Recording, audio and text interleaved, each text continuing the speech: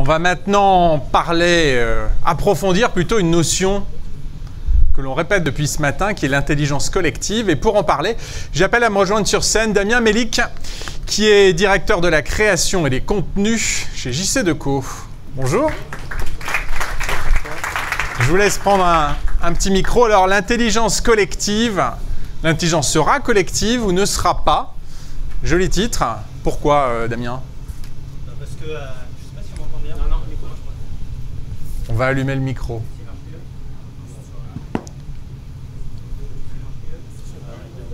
Aujourd'hui, c'est choisis ta couleur préférée du micro, le jaune. C'est bon? Voilà. Ah, voilà, c'est mieux. Donc, merci. Merci de m'avoir invité déjà, merci Jean. Bonjour à tous. Je trouvais intéressant, on a travaillé ce titre en plus François ensemble, je trouvais intéressant qu'on rentre par ce biais-là, parce qu'on parle beaucoup d'intelligence artificielle.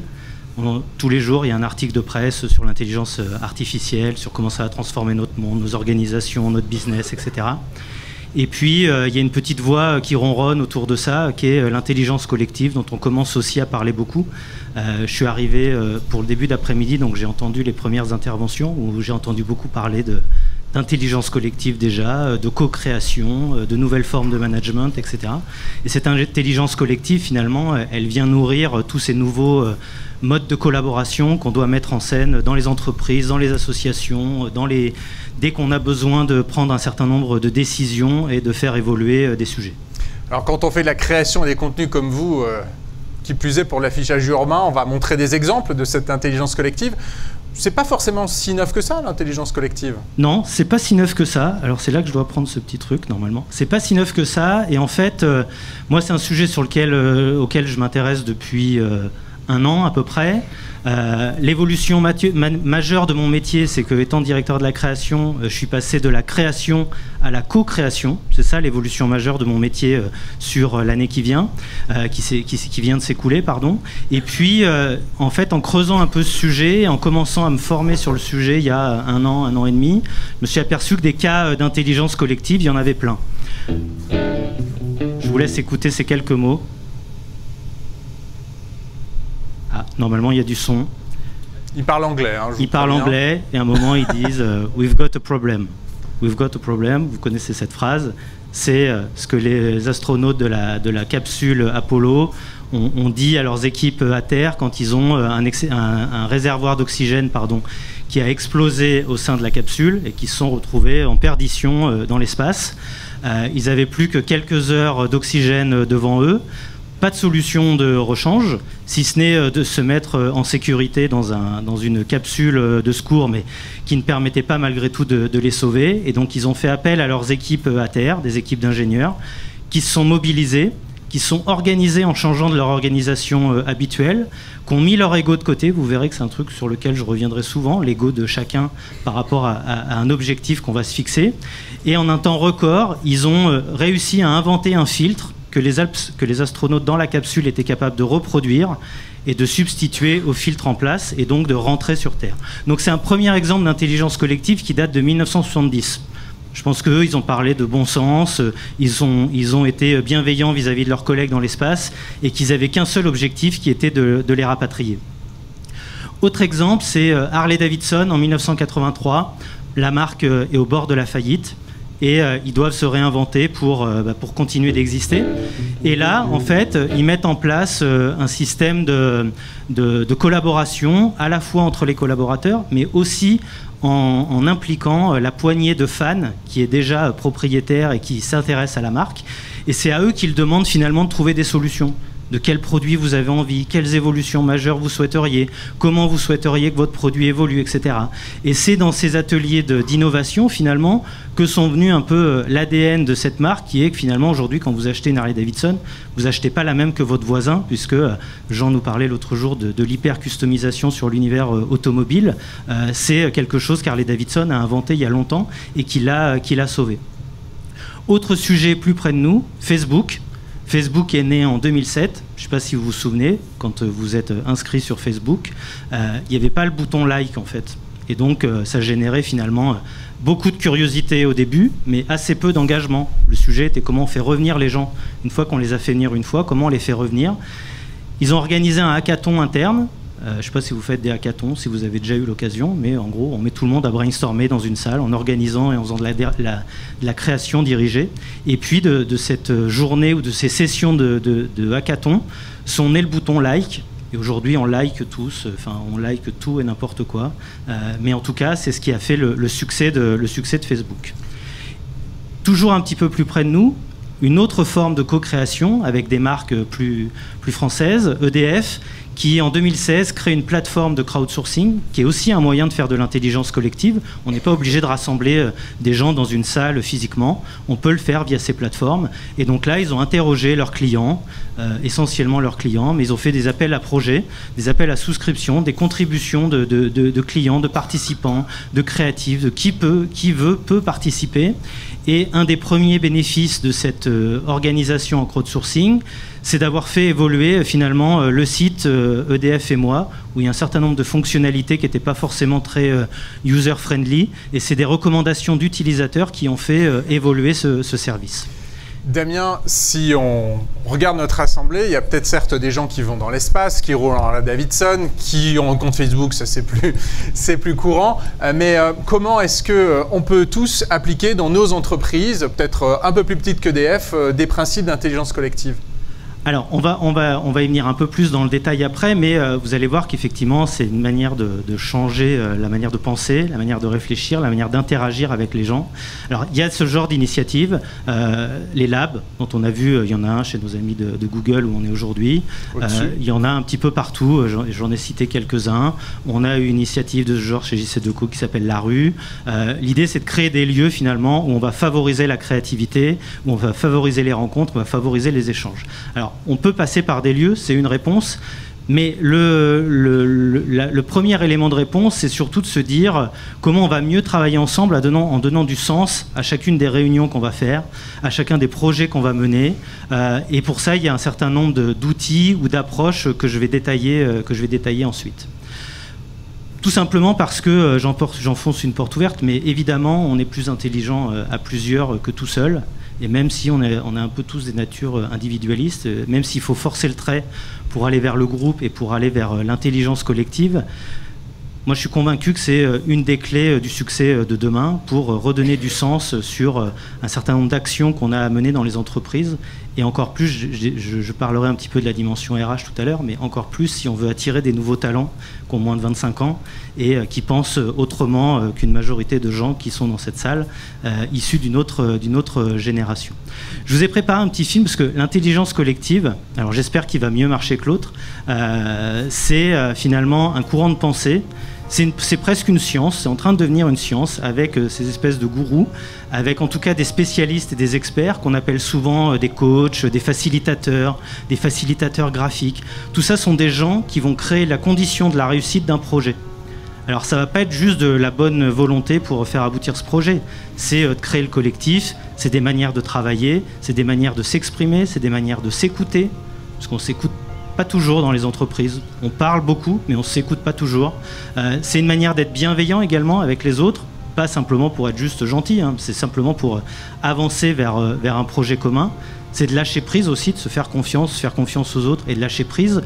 Et puis, un seul objectif, encore une fois, mettre les égos de côté, faire réussir le collectif. Et puis, célébrer les succès, vous verrez que c'est un point important.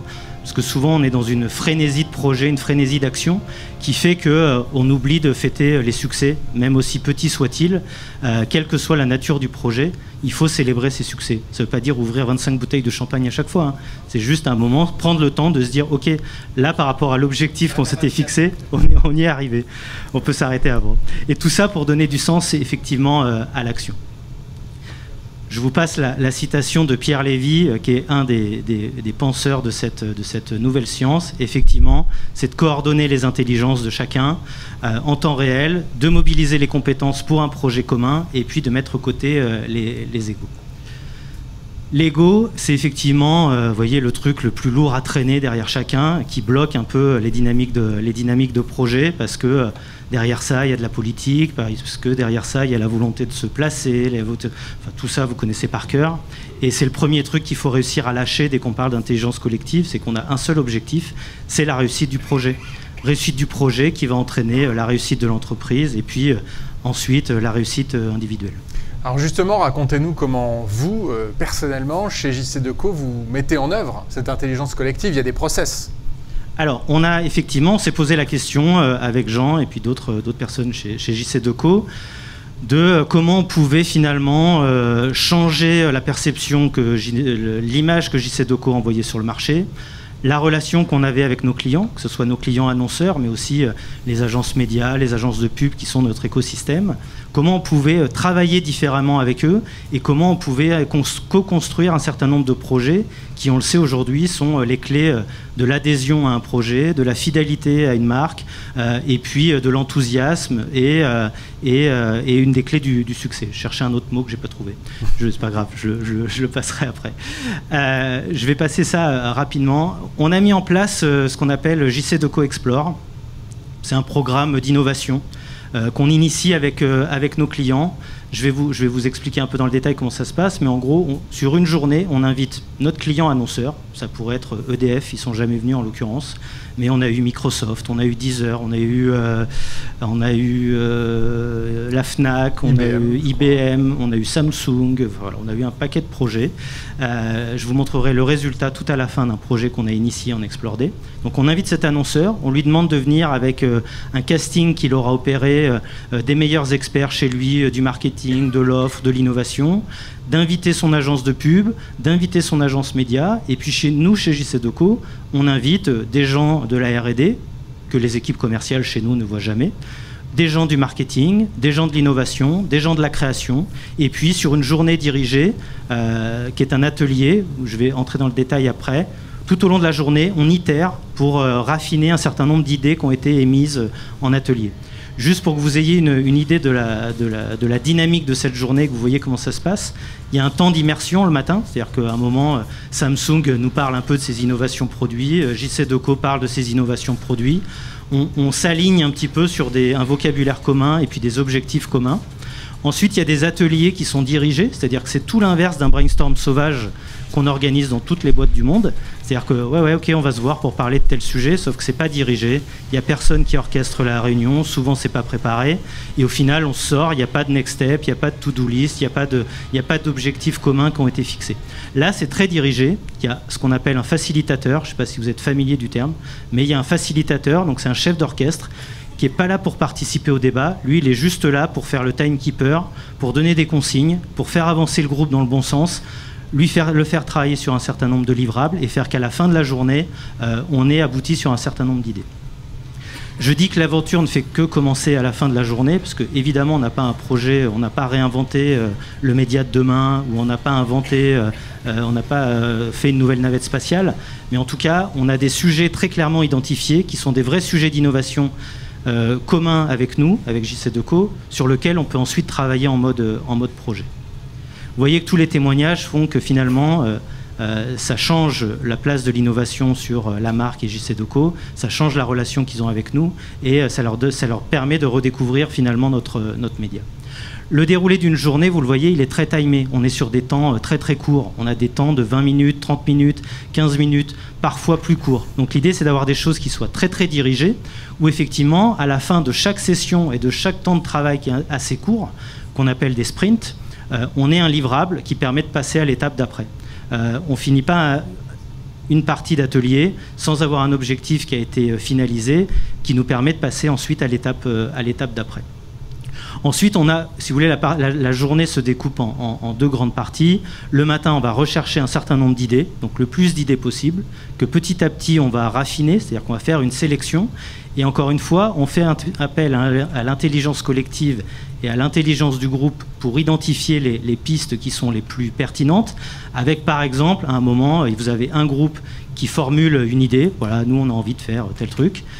Les trois autres groupes qui sont dans la salle doivent poser une question qui permet au premier groupe de se challenger et faire une proposition d'amélioration par rapport à la piste qu'ils ont eue. Tout ça fait qu'il y a de l'enrichissement tout au long de la journée et qui fait qu'à la fin de la journée, on a une espèce de pitch final qui pose l'idée. Dans les faits, comment ça se passe? C'est un grand bazar dans une grande salle. Vous voyez, là, on a le résultat d'un premier atelier où tous les post-it que vous voyez, c'est les idées qui ont été soumises, enfin, qui sont sorties collectivement, enfin, individuellement, pardon, de chacun des participants. Et on leur demande de venir les coller comme ça sur ce grand panneau. Et puis ensuite, on leur demande de les trier. Et donc, en fait, là, les tris que vous voyez, c'est déjà des grands groupes d'idées qui ont été rassemblés. Donc, ça veut dire que sur ce groupe-là, sur la notion de simplicité, vous voyez, il y a beaucoup de post-it. Donc, ça veut dire qu'il y a beaucoup de personnes dans le groupe qui convergent autour du même sujet. Ça veut dire que c'est un sujet important pour le client. Sur le sujet du milieu où il y en a 5, bah, ça veut dire que voilà, assez rapidement, on va pouvoir se dire ok, c'est un sujet important, mais il est moins prioritaire finalement que celui-là ou que celui qui est tout début. Donc très rapidement, ça on a mis 30 minutes pour faire ça. En 30 minutes, on a identifié pour le groupe quels étaient les sujets importants. Ensuite, quand on a identifié les sujets, on split les gens en petits groupes et chacun va se focuser sur un sujet qui a été identifié. Et donc là, pareil, on refait une session qu'on appelle d'idéation où chacun va sortir des idées. Alors, vous voyez, c'est des débats en général animés qui peuvent être sur post-it, qui peuvent être juste du texte, qui peuvent être des images qu'on vient coller. Il y a plein d'ateliers et plein de manières de faire évoluer ça.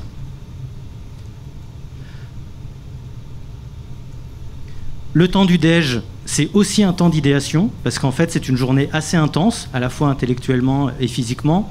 Si au moment du déj, vous arrêtez pendant 1 heure, vous avez toute la pression qui retombe, l'attention qui retombe, et donc il faut garder cette attention. Et donc on a des ateliers de créativité. Donc là, c'est un atelier, c'est un test autour de la NASA, où c'est un peu l'histoire que je racontais tout à l'heure, vous devez sauver ces pauvres gars qui sont perdus dans la capsule, sauf que là, ils se sont crashés sur la Lune. Vous devez rassembler un certain nombre d'objets et de manière cohérente, les utiliser pour les sauver. Voilà, il y a plein d'autres ateliers de ce genre. Ensuite, on retourne en session de travail en petits groupes. Et puis, à la fin, on a un pitch, ce qu'on appelle le pitch final. Donc, il y a plein de manières. C'est-à-dire que là, on a une idée qui tient la route. On a identifié quelle était notre cible, à qui on voulait faire vivre cette expérience, mais quelle était notre cible prioritaire. Donc, on rédige un petit peu une histoire en imaginant quel est notre personnage principal, quelle expérience on veut lui faire vivre. Et puis, on pitch ça en groupe, donc vous voyez que c'est assez studieux. Et puis, au final, on vote pour les idées qui sont les plus importantes. Le pitch final, il peut prendre plusieurs... c'est par là qu'il faut que je vise. Plusieurs formes. Nous, on a ce format-là, vous voyez, c'est-à-dire que à la fin de la journée, le risque, c'est qu'on ait plein de post-it et puis qu'au final, il n'y ait pas un projet qui a été formalisé. Donc nous, on a cette grille de lecture-là qui fait qu'à un moment, on va redonner la problématique qui a émergé dans l'atelier du matin. On va donner la solution. Je suis ici. Donc là, c'est quelle solution je mets en œuvre pour répondre à la problématique qui a été évoquée, comment ça va marcher, en quoi ça contribue à changer ma marque, à la perception que j'en ai, etc. Le nom du concept, et puis éventuellement un petit croquis qui va permettre de commencer à visualiser le projet. Un autre mode de rendu, c'est ce qu'on appelle la facilitation graphique. Il n'y a pas besoin de dessiner en fait, hein, pour faire ça, ça fait peur parce que c'est assez esthétique en général, mais il n'y a pas besoin de dessiner. C'est un professionnel qui dessine, hein, en général. C'est un professionnel, mais en fait, n'importe qui peut le faire. Si vous voulez, ce qu'il faut, c'est juste qu'il y ait quelqu'un à un moment qui soit là dans une écoute attentive et qui note les éléments essentiels et qui fasse les liens qu'il y a entre les différentes idées pour nourrir l'objectif qu'on s'est fixé. Donc voilà, nous, un petit peu comment ça fonctionne, nos Explore Day, et on en a de nombreux à venir. Est-ce qu'il y a des gens dans l'Assemblée qui ont déjà participé à ce genre d'atelier, ce genre de journée? Ça peut être juste des petits exercices de World Café, comme on a vu, de co-création, d'intelligence collective. Ouais. Vous avez vu des bénéfices? Ouais.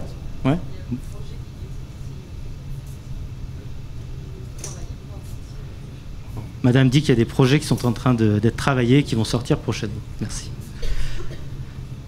Les outils, parce que évidemment là je vous ai dressé un portrait rapide et les grandes lignes de ce qu'est un peu l'intelligence collective. Ce qu'il faut en gros, c'est maîtriser un peu les outils qu'il faut mettre en œuvre pour travailler. Il y en a plein. Un outil relativement simple mais qui peut être utilisé dans n'importe quelle réunion de travail, c'est-à-dire qu'aujourd'hui il ne devrait pas y avoir une réunion de travail qui se passe dans une entreprise sans sans une prise de notes en mind map. Le prise de notes en mind map, c'est-à-dire que vous mettez le sujet principal de votre réunion au milieu, et puis au fur et à mesure que les gens s'expriment, vous notez les idées, les groupes d'idées, etc. Et ce qui fait que vous sortez de votre réunion, vous avez une espèce de photographie des échanges qui ont eu lieu. Et puis, encore une fois, ça va faire des regroupements d'idées qui vont être les sujets clés qui ont été à travailler. Une autre méthode qui est le design thinking. Ça aussi, c'est un buzzword, on en parle beaucoup. Donc ça, c'est un mot qu'on entend beaucoup. Tout le monde fait du design thinking, beaucoup de workshops, etc. Le design thinking, c'est exactement la journée que je vous ai déroulée juste avant. C'est-à-dire que le matin, le début de matinée, en gros, on se comprend, on s'aligne sur nos objectifs communs. Ensuite, on a une série d'idées, de réflexions, on explore le sujet. Ensuite, on prototype. Alors prototyper, il faut démystifier un peu le mot, parce que prototyper, ça ne veut pas dire qu'on va faire appel à de l'ingénierie, à des imprimantes 3D. Hein. C'est on prend des bouts de carton, on prend des papiers, etc. et on prototype. La SNCF, par exemple, utilise beaucoup le prototypage, ou la RATP, quand ils veulent revoir leur guichet d'accueil dans les gares. Ils ne font pas appel à un designer compliqué, hein. Ils font ce genre d'atelier. Ils y vont avec des cartons, ils mettent en place les cartons pour symboliser les espaces, les guichets, etc. Et puis, ils prennent des clients bêta-testeurs, entre guillemets, et puis ils voient comment ça fonctionne. Est-ce que les flux de circulation sont bons? Est-ce que l'interaction que je vais avoir avec le guichetier est bon, ou avec la machine qui se substitue au guichet? Et puis, cette phase de prototype, qui est finalement la phase de test, soit elle est bonne, on déploie, soit elle n'est pas bonne, et on repart à la phase d'idéation juste avant, en se disant « Ok, qu'est-ce que j'ai observé sur le terrain? Qu'est-ce que j'ai envie d'améliorer? Qu'est-ce que je dois améliorer ?» Et puis, hop, je repasse à une phase de prototype, une phase de test, etc., jusqu'à ce que le produit soit bon. Les outils de visionning, c'est un outil qu'on a expérimenté il n'y a pas longtemps avec Jean, mais sur lequel je vais revenir, qui permet finalement de tester la force d'une idée en se projetant dans le temps. Et puis, des outils, il y en a plein d'autres. Il y a le World Café, le forum ouvert, des ateliers de prospective, gestion de crise, prise de décision, ateliers de créativité. Enfin voilà, je ne vous les fais pas tous. Tout ça, vous voyez, ça revient à un moment des notions de coaching, de team building. Il y a autant d'exercices que de coach, presque. Exactement. Il y a autant d'exercices que de coach. Et ce qu'il faut savoir, c'est que cette journée type que nous, on fait avec nos clients, elle n'est jamais la même d'une fois sur l'autre. À chaque fois, en fonction du client et de la problématique de la journée et des participants à la journée, on va designer, c'est le terme qu'on utilise, on va designer une journée spécifique. L'exercice auquel on s'est livré il n'y a pas longtemps chez JC2Co, mais que je voulais vous proposer, parce que comme ça vous pouvez le prendre en photo et le tester si vous avez envie avec vos équipes, c'est un exercice de brand hacking que je trouve vraiment intéressant. Si vous vous posez des questions sur l'avenir de votre boîte, comment vous avez envie de la faire évoluer, quels sont les sujets majeurs, stratégiques que vous avez envie de développer, vous mettez dans un petit groupe. L'animateur, ça n'a pas besoin d'être un expert, hein. C'est juste celui qui va être là pour faire la prise de notes, entre guillemets. Et puis, vous vous posez la question suivante. Nous, c'est la question qu'on s'était posée. Donc voilà, vous êtes racheté par votre plus gros concurrent, direct, indirect, peu importe, celui en tout cas qui vous interpelle, qui est aussi le leader de son marché potentiellement. Et puis, vous vous posez ces 3 questions. Donc c'est sur des temps très courts, hein, 10 minutes par question. Voilà, qu'est-ce qui va changer immédiatement au sein de votre entreprise? Le fait d'être racheté comme ça par un acteur concurrent. Qu'est-ce qui va se passer immédiatement? Comment il va transformer votre produit ou votre offre? Et puis, qu'est-ce que vous serez dans 5 ans? Et en fait, ce qui est intéressant, c'est que dans le « qu'est-ce que vous serez dans 5 ans? Que serez-vous dans 5 ans ?» finalement, il y a des éléments de réponse dans potentiellement ce que vous pouvez changer tout de suite ou ce que vous allez devoir changer rapidement pour évoluer et pour tendre vers une version augmentée de votre entreprise. Voilà, donc cet exercice, il est tout simple. Il ne demande pas de compétences particulières, juste de se dire « Ok, voilà, je réponds à ces 3 questions-là ». Et si vous êtes déjà leader sur votre marché, c'est bien de prendre un concurrent quand même et de faire l'exercice. Je mets dans la peau de, je sais pas, Clear Channel, enfin une petite boîte, quoi. Comment ils font s'ils sont rachetés par un gros voilà. Mais ça marche aussi et ça peut en tout cas délier les langues et les esprits sur cet exercice de co-créativité, d'intelligence collective. Voilà. Et super simple, c'est-à-dire que là, c'est pas compliqué. Parlons des bénéfices maintenant. Volontairement, j'ai voulu rentrer par ça, la fin du top-down. C'est-à-dire qu'on a beaucoup de boîtes qui sont gérées encore comme ça, avec finalement des jeunes collaborateurs qui rentrent, à qui ce genre de message ne parle plus. Parce que, ok, ils ont besoin de la vision, mais ensuite ils ont besoin d'être dans la création, la co-construction, l'engagement. Et finalement, l'intelligence collective, petit à petit, elle gomme un petit peu ces sujets-là. Ça ne veut pas dire que les organisations pyramidales, c'est fermé, que c'est fini, etc. hein. Mais ça veut dire que même dans ces organisations pyramidales, aujourd'hui, on sait amener ces couches d'intelligence collective qui fait qu'on redonne du sens à l'action et qu'on attire des nouveaux collaborateurs. La fin des réunions vraiment pénibles. Quand je disais tout à l'heure le facilitateur graphique ou la prise de notes en mind map, on devrait tous s'imposer, et c'était une proposition que je voulais faire à Jean, de se dire, nos comités de direction, essayons de faire cet exercice-là. En fait, ça capte l'attention des gens, ça les maintient sur le sujet, ça évite les dérives, et du coup, on a des réunions plus efficaces. Et surtout, on évite à la fin le compte-rendu de réunion qui n'existe pas la plupart du temps, et au moins, on a une trace de cette réunion. C'est un exercice tout simple. Voilà. Il y a une personne, ça peut être une personne tournante, hein, vous êtes 10 en codir ou 5 en codir, bah, une semaine sur l'autre, on tourne, et il y en a un qui fait ce reporting et qui donne cette vision de ce qui est en train de se passer dans ce comité de direction, ce comité commerce, etc.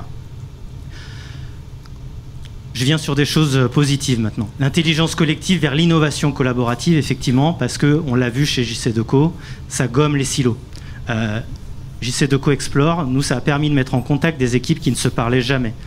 Les équipes de la R&D parlaient jamais aux équipes commerciales chez nous, alors qu'ils inventent les produits que les commerciaux sont censés vendre demain. De prendre des décisions sur un certain nombre de sujets, d'ouvrir la parole, de permettre à plein de collaborateurs de l'entreprise de s'exprimer sur des sujets sur lesquels avant on ne leur demandait pas leur avis. Et puis ensuite de décider de s'engager sur des projets ou pas. Ça libère la créativité, parce qu'effectivement, à un moment, il y a des créatifs dans plein d'entreprises, mais là, on ne parle pas de la créativité au sens création d'un visuel, on parle vraiment d'être créatif dans son quotidien et dans les propositions qu'on va pouvoir formuler au jour le jour. Donc, on libère de la créativité, on est force de proposition, et donc on se sent concerné par un sujet, et donc on a envie de s'engager plus longuement. On construit une vision partagée, évidemment. On sait qu'à un moment d'engager les gens, ça va fidéliser et puis potentiellement attirer de nouveaux collaborateurs qui sont de plus en plus aguerris à ces techniques. Moi, je suis surpris de voir que chez JC2Co, il y a des nouveaux collaborateurs qui rentrent chaque semaine, qui nous disent « Ah, mais moi, j'ai déjà fait du design thinking, j'ai déjà fait des ateliers de créativité, etc. » Ce qui est positif là aussi, on voit bien hein, la métamorphose du management que vous verrez au congrès l'année prochaine. Vous nous en décrivez là tous les bénéfices et je pense que vous en reparlerez à Nantes dans les conférences, mais c'est aussi important pour attirer les jeunes, les fameux millennials, les digital natives. C'est essentiel, c'est-à-dire qu'ils ont besoin aujourd'hui de cette... L'entreprise en tant que telle ne les attire pas forcément tant que ça. Il faut qu'on amène une autre promesse et cette autre promesse, c'est d'être en mode participatif et collaboratif. Et je pense que cette couche d'intelligence collective, elle participe à ça.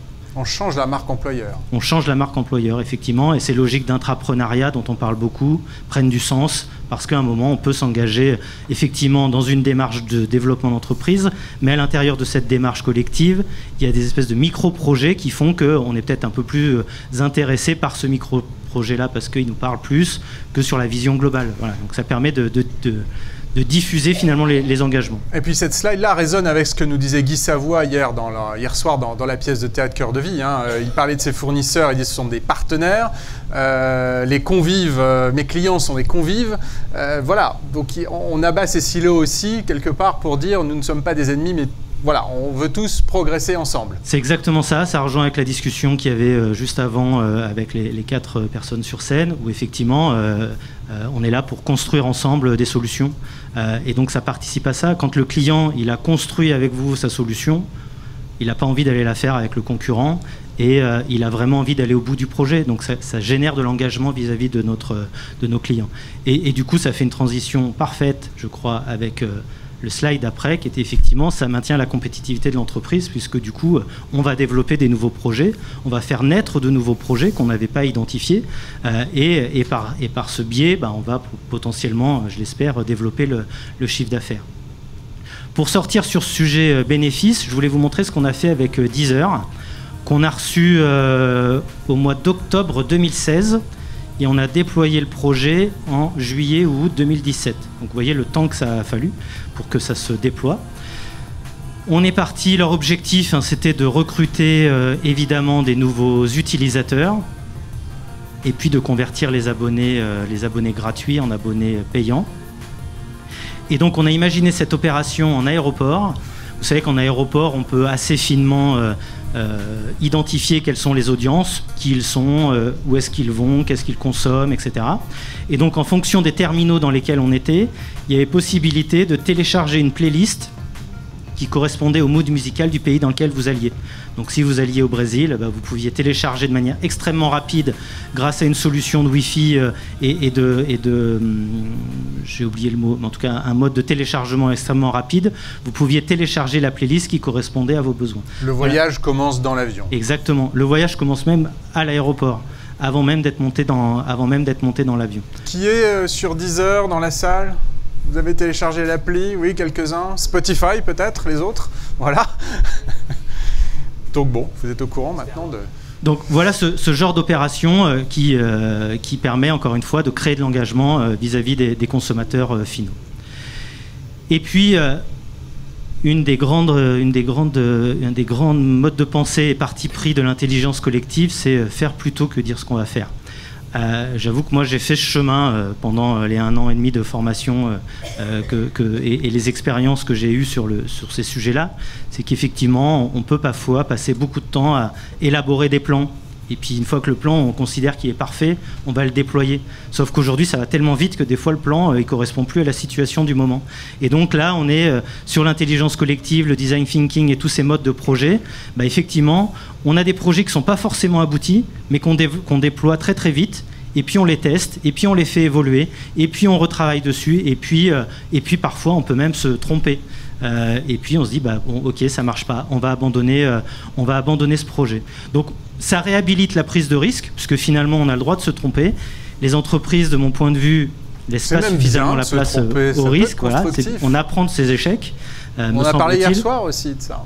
J'aurais pu être là finalement. Et effectivement, ça libère les énergies et ça donne envie de s'essayer à ces sujets. Pour conclure, je voulais vous passer cette petite vidéo.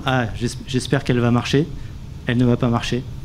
Donc ce sont les mignons. Ce sont les mignons. Ils ont une ampoule. Elle illustrait parfaitement le droit à l'échec. Voilà, on clique sur play et on va le voir. Je vous laisse deviner la fin.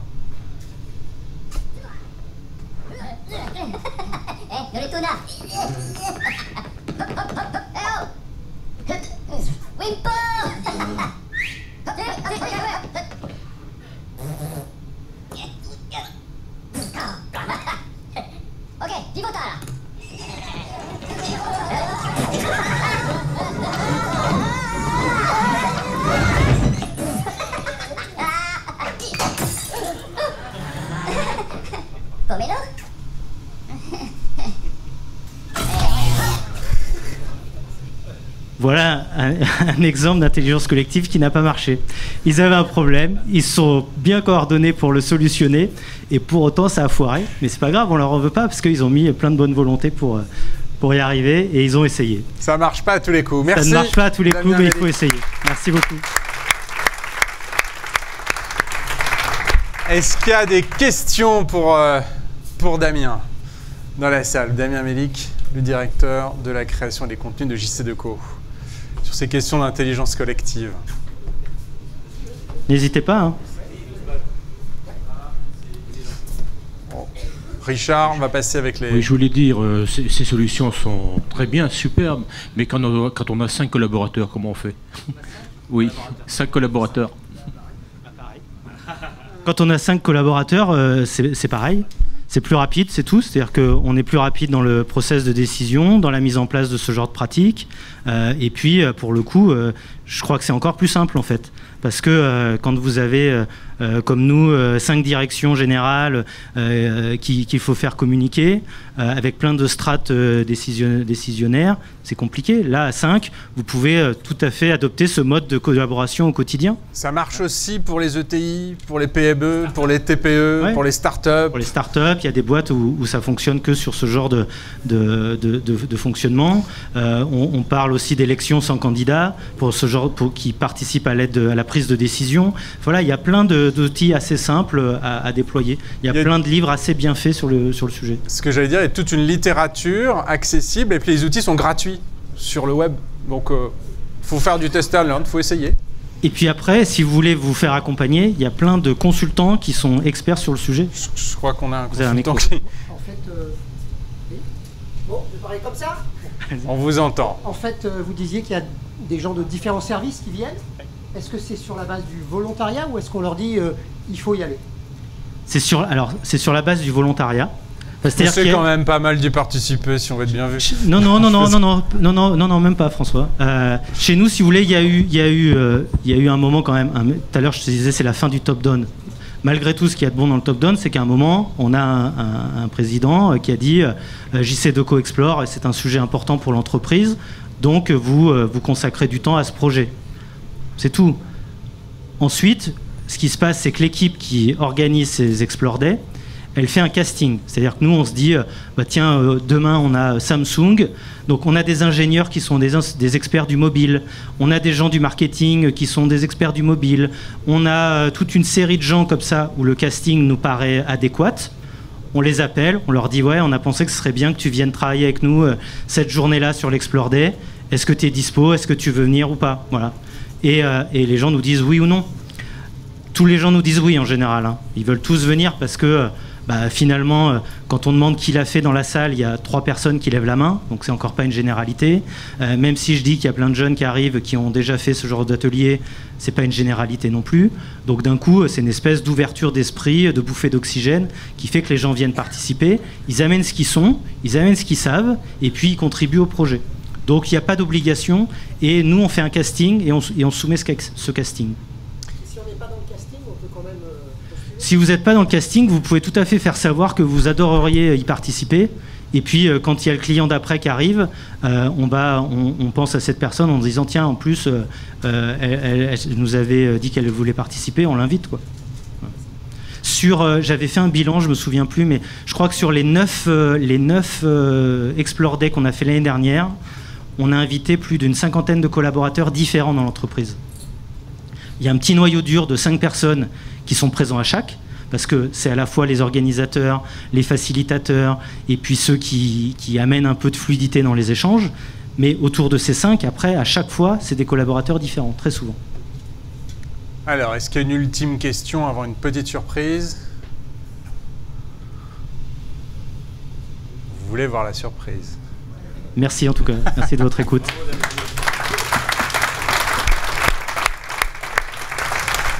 La surprise, Damien Melik, c'est que vous collaborez aussi avec les DCF. Et donc, on va voir apparaître... Alors, on collabore avec les DCF, effectivement. Je suis ravi de voir que le film que vous avez passé tout à l'heure, il est postérieur à l'affiche que nous avions fait. Et donc, elle a inspiré une équipe de motion designers qui a brillamment mis en image le concept qu'on voulait proposer. Donc, la surprise, c'est ce qu'on va voir, c'est l'affiche du congrès 2018 que vous avez réalisé. Donc, vous la voyez mise en situation, pas très loin de l'opéra, et puis ensuite en déployé. Le message, vous l'avez compris, hein, il a été... Ce qui est intéressant, c'est qu'on parle souvent chez JC Deco de la force d'une affiche, etc. Et ce qui est intéressant, c'est que cette affiche, on l'a donnée telle quelle aux motion designers.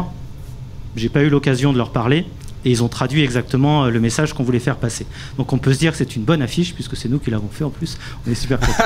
Au-delà de ça, les messages qu'on voulait passer, c'était de se dire qu'il fallait à un moment qu'on arrive à faire passer ces messages de l'entraide, de la collaboration, de faire grandir les gens, de s'accompagner, que ça passait par des obstacles à franchir, que ça passait par des enseignements et des nouveaux comportements à acquérir, qu'il y avait un certain nombre de mots-clés qui allaient rentrer dans leur vocabulaire, les notions d'intrapreneur, de work happiness, de coworking. Donc c'était à la fois ces obstacles, à la fois ces nouvelles connaissances.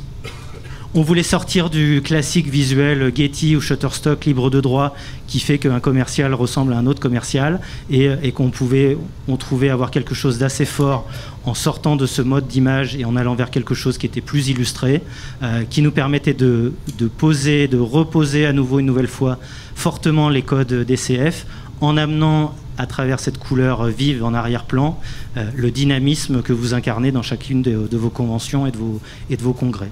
Donc voilà ce qu'on avait envie de vous proposer cette année pour porter votre mouvement. Bravo, bravo Damien Melik.